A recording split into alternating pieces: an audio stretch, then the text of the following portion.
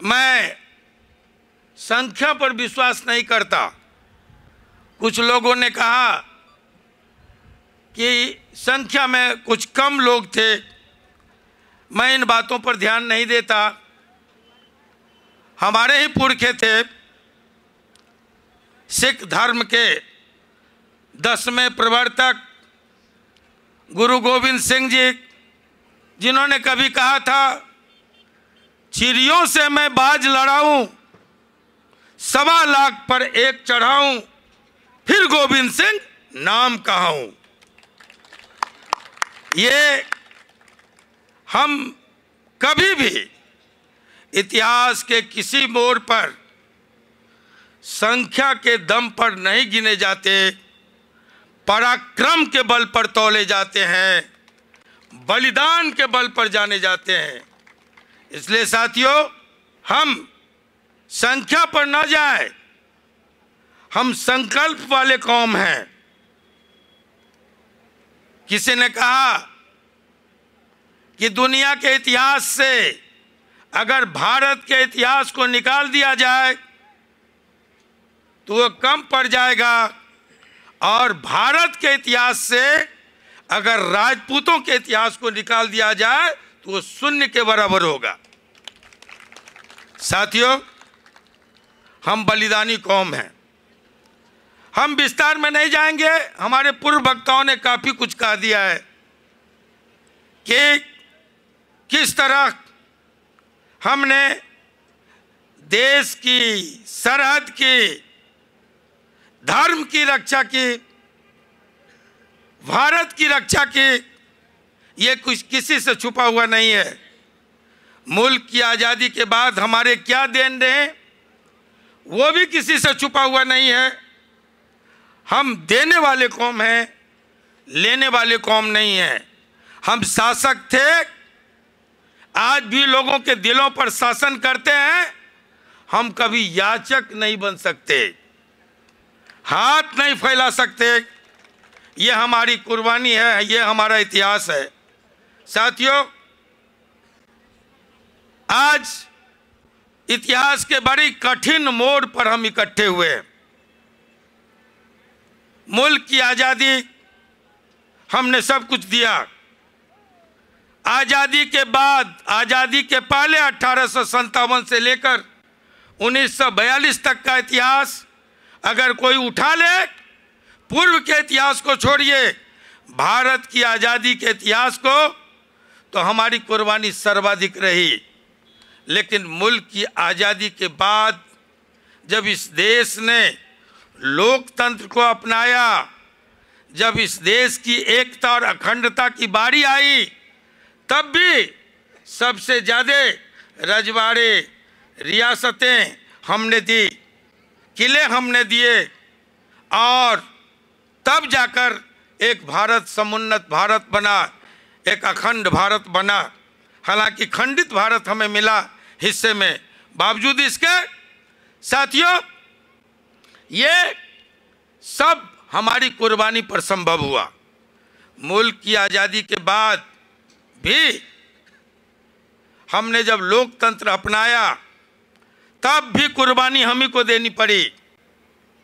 Privy purse पहले छीना गया, फिर सीलिंग आए, सीलिंग में हमारी जमीनें गई, हम सब बर्दाश्त करते रहे। अखंड भारत के स्वामी थे। जिस अखंड भारत की कल्पना हमें समझाई जाती है, एक बार नहीं, कई कई बार अखंड भारत की नींव हमने रखी। आज हम सिमटते चले गए, राज्य में आए, रजवाड़ों में आए, रियासतों में आए, प्रिवी पर्स छीना गया, जमीनें छीनी गई, सब हम बर्दाश्त करते रहे। लेकिन आज हम उस मोड़ पर खड़े हैं जब हमारा इतिहास छीना जा रहा है। जग जाइए, खड़े हो जाइए। इन इतिहास चोरों के खिलाफ खड़े होना आज वक्त का तकाजा है। अगर आज हम नहीं संभले, अगर आज हम खड़े नहीं हुए, तो हम इतिहास से मिट जाएंगे। रेबड़ियों के तरह हमारे महापुरखों को बांटा जा रहा है, बोली लगाए जा रहे हैं। तुम किस जाति से हो? फला जाति। तुम पृथ्वीराज चौहान ले लो। तुम किस जाति से हो? फला जाति। तुम मीर भोज ले लो। तुम किस जाति से हो? फला जाति। तुम अल्लाह उदल ले लो। कल जिस खाप से हम आते हैं, जिस जगह से हम आते हैं, पंडित राम प्रसाद बिस्मिल तोमर वंश के थे। उनको भी कहा जाता है एक जाति विशेष का, इसलिए कि उनको टाइटल लगा हुआ है। साथियों, हमारे टाइटल तो सब ले सकते हैं। कहते भूमिहार भी ठाकुर लिखता है, हमको समझाया जाता है। कहते हैं ब्राह्मण भी ठाकुर लिखता है बिहार में। कहते हैं नाई भी ठाकुर लिखता है बिहार में। तब आनंद मोहन जी, जब ठाकुर का कुआं आया तो सबसे ज़्यादा आप ही को क्यों चुभा? हमने कहा उन लोगों से, उन बेईमानों से आंखों में आंखें डाल के कि पंडित राम प्रसाद बिस्मिल भी लिखते थे, पंडित हमारे यहाँ स्वर्णकार भी लिखते हैं, पंडित हमारे यहाँ कुम्हार भी लिखते हैं। पंडित बहुतों की टाइटल है, लेकिन अगर पंडित कह के गाली दिया जाएगा तो आप सब आंख मूंद के बताइए ये गालियां किसको पड़ेगी? आज हमको समझाया जा रहा है। ठाकुर को गाली दी गई, आपको क्यों चुभा? हमने कहा कि निश्चित तौर पर हम बेवकूफ़ हैं, हम कुछ पागल हैं, मेंटल हैं। हम तो मंत्री बनने जा रहे थे, चंद्रशेखर जी के कोटे से। रघुनाथ झा और आनंद मोहन का नाम था। हम लोग चलने वाले थे, जहाज पकड़ने वाले थे। माँ का टेलीफोन आया, माँ का टेलीफोन आया। हमने बड़ी अदब से कहा, माँ मैं परसों ओथ लेके, शपथ लेके जहाज से तुमको पैर छूने आऊँगा, गांव कुलदेवी को प्रणाम करने और तुमको नमन करने। माँ का आदेश आया, जब गाय, गरीब और ब्राह्मण पर अत्याचार हो तो राजपूत शपथ के लिए नहीं जन्मता है, ओथ के लिए जिंदा नहीं रहता। आज यहाँ कोसी में अत्याचार हो रहा है एक वर्ग विशेष पर। साथियों, तब नेता अपोजिशन कौन था? नेता अपोजिशन थे पंडित जगन्नाथ मिश्र। मंत्रिमंडल में कौन था? पंडित रघुनाथ झा। पंडित और एक झंझारपुर के, तो कई कई लोग मंत्री थे। हमने कहा कि उन लोगों को नहीं चुभा, चुभ गया आनंद मोहन को, और अपनी ही सरकार के खिलाफ हथियार उठा के हमने जंग किया।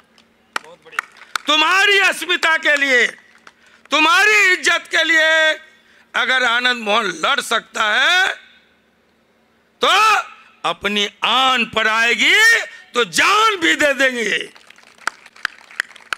ठाकुर का कुआं किसकी कविता थी? ठाकुर का कुआं ओम प्रकाश वाल्मीकि की कविता थी। और उस कविता में कहीं भी नहीं है जिक्र कि ठाकुर को मारो, अपने अंदर के ठाकुर को मारो। हम अपने अंदर के ठाकुर को नहीं मार सकते। मिस्टर झा, तुमको अगर अपने अंदर के पंडित को मारना है तो मार सकते हो। ये ठाकुर हमारी आन है, ये ठाकुर हमारी जान है, ये ठाकुर हमारी शान है, और हम ठकुरे नहीं छोड़ सकते। कान खोल कर सुन लो, ठाकुर को तुम मार नहीं सकते। हम में, तुम में, खड़ग खम में, सब में व्यापत राम। राम ठाकुर है। ठाकुर बाड़ियां हमारे यहाँ है, बिहार के गांव गांव में। आज से नहीं है, हजारों साल से है। और वहाँ ठाकुर बाड़ी में राम दरबार है, पूरा परिवार है राम का। कृष्ण के दरबार है, राधे और कृष्ण है। कौन है ठाकुर? कहता ठाकुर तो भिखारी ठाकुर भी था, ठाकुर तो कर्पूरी ठाकुर भी है। तो आनंद मोहन जी को क्यों चुभा? तुम बोलो। सदन में बोलो एक बार कि कर्पूरी ठाकुर को मारो। तुम बोलो सदन में भिखारी ठाकुर को मारो। तुम नहीं बोल सकते और तुम वाल्मीकि की कविता की बात करते हो। वाल्मीकि की कविता स्त्री पर था, विमर्श स्त्री पर हो रहा था संसद में, और वाल्मीकि की कविता स्त्री पर है।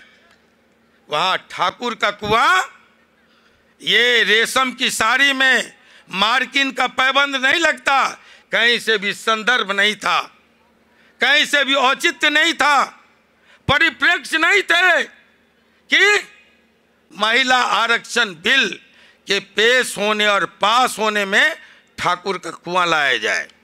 एक सोची समझी साजिश के तहत देश भर के ठाकुरों को गाली देने के लिए यह कविता लाया गया, जो कहते हैं कि वाल्मीकि की कविता, तो मैं कहूंगा ओम प्रकाश वाल्मीकि की कविता स्त्री विमर्श पर है, जिसमें ऊंच नीच, जो तुम कहते हो ओबीसी को, दलित को भी आरक्षण मिले महिला बिल में, तो उसमें है ओम प्रकाश की कविता कि मेरी माँ ने जने अछूत ही अछूत, तेरी माँ ने जने बामन ही बामन। जब प्रजनन क्रिया एक है तो मैं अछूत और तुम बामन कैसे। ये कविता है जो स्त्री संदर्भ से जुड़ा हुआ है। मिस्टर झा, तुम्हारी हिम्मत थी तो तुम ये कविता स्त्री विमर्श पर, महिला बिल पर रखते, और मैं देखता तुम अपने गांव सही से अगर सही सलामत वापस लौट जाते तो अभिनंदन करता आनंद मोहन तुम्हारा। मैं मानता हूं, जानता हूं, हजारों जूते तुम्हारे गांव में पड़ते, पंडितों के, ब्राह्मणों के। तब सबसे गए गुजरे हम ही नहीं है। हमें समझाया जाता है स्त्री विमर्श, हमें समझाया जाता है ठाकुर का कुआं। साथियों, कहा जाता है ठाकुर का कुआं एक प्रतीकात्मक कविता है, एक बिंब है जिस पर एक राज्यसभा के सांसद ने अपनी बात रखी। तब मैं कहना चाहता हूं कि राख से जीभ खींच लेना भी एक मुहावरा है। आओ, साहित्यकार हम भी हैं, पत्रकारिता से पैदा हम भी हुए। इमरजेंसी के दौर में हमारी एक पत्रिका निकलती थी, क्रांति दूत, जिसके हॉकर्स पकड़े जाते थे। पहली गिरफ्तारी मीसा में मेरी हुई एक संपादक के तौर पर। इसलिए पत्रकारिता हमको मत समझाओ और साहित्य का बिंब हमको मत समझाओ। 6 पुस्तकें आनंद मोहन की प्रकाशित हो चुकी हैं। इस देश और दुनिया में हिंदी की का जो मानक प्रकाशन है राजकमल से प्रकाशित हो चुका है। तुम पढ़ाते हो, हम पढ़ने वाले कौम नहीं हैं, हम इतिहास गढ़ने वाले कौम हैं, पढ़ने वाले नहीं हैं, हम लिखने वाले लोग हैं। अगर साहित्य की बात होगी तो आनंद मोहन का दलित साहित्य जो हमने लिखा, पर्वत पुरुष दशरथ, एक प्रेम कहानी, आप सब जानते हैं। ताजमहल उसके उदाहरण है, शाहजहां के प्रेम की कहानी, और दूसरी एक प्रेम की कहानी आनंद मोहन के कलम से निकली। फिल्म बना माउंटेन मैन माझी और सीबीएसई के पाठ्यक्रम में शामिल हुआ पर्वत पुरुष दशरथ, वो आनंद मोहन की लिखी कहानी है। साथियों, मेरी अंतर यह है कि तुम पढ़ाते हो और मेरे लिखे पर सीबीएसई जैसे सम्मानित संस्था इस देश की जो है उसके बच्चे पढ़ के डिग्रियां हासिल करते हैं, कहते हैं विद्वान। मैंने कहा कि विद्वान और चालाक में बहुत फर्क है। उतना ही फर्क है जितना नेतागिरी और भांटगिरी में फर्क है। साथियों, आज मैं जब आपके बीच आया हूं तो ये कहने आया हूं कि आइए ये अपमान संपूर्ण समुदाय का अपमान है। इसके पहले, एक दिन पहले, नए संसद से हमें बहुत उम्मीदें थी, नई उम्मीदें थी, लेकिन संसद के सीमित सत्र में, अल्पकालीन सत्र में 2 घटनाएं हुई। ये देश हमारी कुर्बानियों के दम पर जब आजाद हुआ और राजतंत्र के लिए बदनाम हम सब ने जब लोकतंत्र को अपनाया, तो हमारा संविधान बना, वो है धर्मनिरपेक्ष समाजवादी गणराज्य। और एक धर्मनिरपेक्ष समाजवादी गणराज्य के किसी सांसद को सीमा के बाहर जाकर किसी बलिदानी कौम को गाली देने का कोई अधिकार नहीं है। लेकिन 2 घटनाएं घटी। एक घटना घटी जब अल्पसंख्यकों को, मुसलमानों को टारगेट करके कहा गया आतंकी, गद्दार, मुल्ला और कटुआ, और उसके दूसरे दिन ही पलट के हमें कहा गया ठाकुर को मारो। ये हमारे समूल नस्ल का आह्वान किया गया। इसलिए मैं आप सबको निमंत्रण देने आया हूं। डेट निर्धारित करके मैं प्रेस को बोल के जाऊंगा। हम सभी जाएंगे सभापति से मिलने, चेयरमैन, ये लोकसभा के स्पीकर से मिलने, कि इन दोनों बातों को जो कार्रवाई में दर्ज हो गई, कहते हैं आनंद मोहन की तिलमिलाहट क्यों है। साथियों, अगर कोई व्यक्तिगत रूप से हमको गाली दे, अगर टीवी के एंकर हमको बुलाकर और एंकरिंग के दौरान गालियां सुनवाए, आलोचना करे, हम बर्दाश्त करेंगे। अखबारों में हमको गाली दी जाए, हम बर्दाश्त करेंगे। मंचों से हमको गाली दी जाए, बर्दाश्त करेंगे। लेकिन अगर लोकसभा के सत्र में कोई सांसद, राज्यसभा के अंदर कोई सांसद एक कम्युनिटी विशेष को अगर गाली देता है, तो वो सदा सदा के लिए वो गाली कार्रवाई में दर्ज हो जाता है। जब तक ये देश रहेगा और जब तक हमारा लोकतंत्र रहेगा, जब तक लोकसभा रहेगा, ठाकुरों को ये गालियां पीढ़ी दर पीढ़ी सालती रहेगी। हम डिमोरलाइज होते रहेंगे, हम अपमानित होते रहेंगे। इसलिए मैं आपका आह्वान करने आया हूं। चुनाव है, आप एक मुद्दा, ये जो 28 मुद्दे हैं उसमें एक मुद्दा और जोड़िए।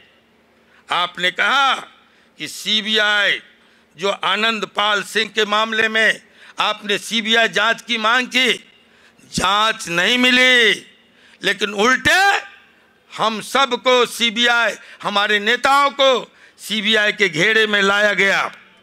आज लोग, कुछ दिन पहले मैं पूछा एक लीडर से, आप कहाँ हैं? कहा कि मैं आया हूँ दिल्ली, सीबीआई का मुकदमा है। आपने दिया है कि सीबीआई का मुकदमा ये जो हम पर किया गया है वापस लो। उसी तरह 29वां डिमांड जोड़िए कि सदन की कार्रवाई से ठाकुरों की दी गई गाली को वापस लो, वरना राजस्थान के चुनाव में आपको इसकी कीमत चुकता करनी होगी। ये जोड़ने की जरूरत है। हम मिलेंगे स्पीकर से, हम मिलेंगे सभापति से कार्रवाई को वापस लेने के लिए। अगर नहीं लिया गया तो मैं फिर आह्वान करूंगा। देश भर से लाखों लोग अगले शीतकालीन सत्र में जुटेंगे। हम जंतर मंतर पर और सदन का घेराव करेंगे कि इस गाली को सदा सदा के लिए वापस लिया जाए। साथियों, हमने कहा चेतन आनंद उस पार्टी के मेंबर थे, हमारा पुत्र, बड़ा पुत्र, जिस पार्टी से मिस्टर झा आते हैं। हमने बड़ी विनम्रता से कहा था कि एक तरफ एक व्यक्ति का अहंकार है, उसकी दी हुई गाली है, और दूसरी तरफ देश भर के एक बलिदानी समुदाय का स्वाभिमान है। मैं विनम्र अपील करता हूं कि आप उससे माफी मांगने बोलिए और आप आगे बढ़ करके अपील कीजिए। सभापति से कि उस गाली को वापस लिया जाए। साथियों, हम किसी पार्टी के गुलाम नहीं हैं, हम किसी पार्टी के बंधुआ मजदूर नहीं हैं। ये राजस्थान की पार्टियों को भी कह दीजिए और हम देश भर की पार्टी को भी कहना चाहते हैं। एक तरफ कौन होगा हमारा नेता कल का? हम कहां से, हम समाज के नेता हुआ करते थे। हमारी छतरी में क्षत्रिय वो शब्द है जिस छतरी के नीचे क्या दलित, क्या पिछड़े, क्या आदिवासी, क्या अल्पसंख्यक, क्या हिंदू, मुसलमान, सिख, ईसाई, सभी वर्ग के लोग, सभी वर्ण के लोग हमारी छतरी के अंदर सुरक्षित होते थे। हम समाज की वो नेता होते थे। आज हम समाज के नेता नहीं हैं, आज हम समाज के प्रवक्ता बन के रह गए। हर पार्टी का प्रवक्ता का मतलब भोंपू। जो गाली दिलवानी हो प्रवक्ता से दिलवाओ, गालियां उसको और पूरे समाज को गाली सुनवाओ। आज हम नेता नहीं, प्रवक्ता हैं। साथियों, मैं आप तमाम लोगों को कहने आया हूं, आपसे विनती करने आया हूं कि आप एक बार खड़े होइए। हम पार्टियों से, हमने कहा कि हम बंधुआ मजदूर नहीं हैं, हम किसी के गुलाम नहीं हैं। कौन होगा मेरा नेता? कौन होगा समाज का नेता? अगर समाज की बात एक तरफ और पार्टी की बात एक तरफ, अगर ये टकराव आ जाए तो पार्टी की बातों को, पार्टी की आन को छोड़कर जो समाज के शान के साथ खड़ा हो वो हमारा नेता होगा। कौन होगा हमारा नेता? लेकिन जब समाज की, जात की बात हो और राष्ट्र की बात हो तो जात की बात को लात मारकर राष्ट्र के लिए खड़े हो जाए, वो होगा हमारा नेता। साथियों, इसलिए हमने कहा हर व्यक्ति जो हमारे समुदाय में जन्मा हमारा नेता नहीं होगा। हम एक समुदाय, एक जाति के लिए कभी बलिदान देते नहीं रहे। लोग कहते हैं मिटाने की नौबत आ गई, लोग कहते हैं अब हम शेष हैं, शेष रह जाएंगे, बहुत जल्द हमारी वजूद खत्म हो जाएगी। हमने कहा बड़ी शिकार किया आपने शेरों का, चारों तरफ शिकारी निकलते थे, शेर ही शिकार होते थे। आज क्या नौबत आई है? आज चले जाइए, यहाँ राजस्थान में भी टाइगर रिजर्व होगा, उत्तराखंड में भी टाइगर रिजर्व है, मध्य प्रदेश में भी टाइगर रिजर्व है। क्यों है? शेरों की गिरती आबादी को देखकर सरकार चिंतित हुई और कहा इस नस्ल को बचाना जरूरी है। गिटपिट सिटपिट बातें, तिकड़म की बातें, राजनीति की होशियारी बहुत कर लोगे, लेकिन जब बॉर्डर पर बंदूकें गरजेंगी, जब तोपें आग उगलेगी, तब हम ही अपना कलेजा सामने रखेंगे, हम ही लड़ने के लिए निकलेंगे। मुल्क की हिफाजत के लिए, इसकी निगहबानी के लिए हम लड़ते रहे हैं, लड़ते रहेंगे। राजपूत रेजिमेंट इसका निशानी है, राजपूत राइफल्स इसके निशानी है, जाट रेजिमेंट इसके निशानी है। साथियों, आज एक साजिश चल रही है, इस साजिश को आपको समझना होगा। उत्तर प्रदेश में एक बार लोगों ने अजगर का प्रयोग किया। अ से अहिर, ग से गुजर, ज से जाट, र से राजपूत। जैसे ये प्रयोग हुआ, सत्ता बदल गई, गणित बदल गए और फिर कृषक जातियों का कब्जा उत्तर प्रदेश और हरियाणा में हो गया। आज ऐसे लोग, ऐसे फिटकिड़ी झा जैसे लोग नहीं चाहते हैं कि देश की मार्शल कौमें इकट्ठा हो और चालाक लोगों को सत्ता से उठाकर बाहर फेंक दिया जाए। चाल को समझने की जरूरत है, इस धूर्ताई को समझने की जरूरत है। और इसलिए साथियों, कृषक जातियों की एकता भी जरूरी है।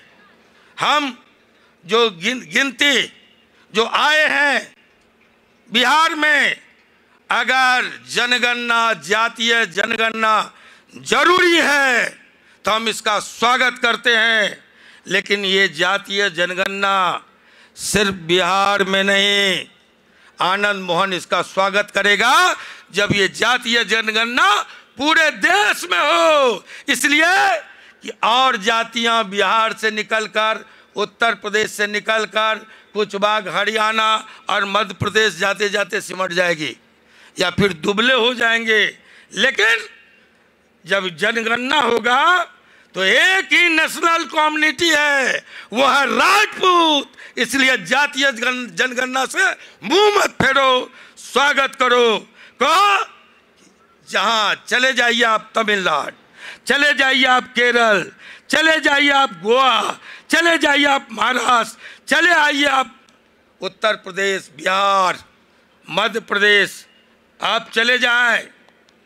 जो सिंह टाइटल वाले लोग हैं नॉर्थ ईस्ट में, आप चले आइए, हिमाचल में, उत्तराखंड में आप अकेले।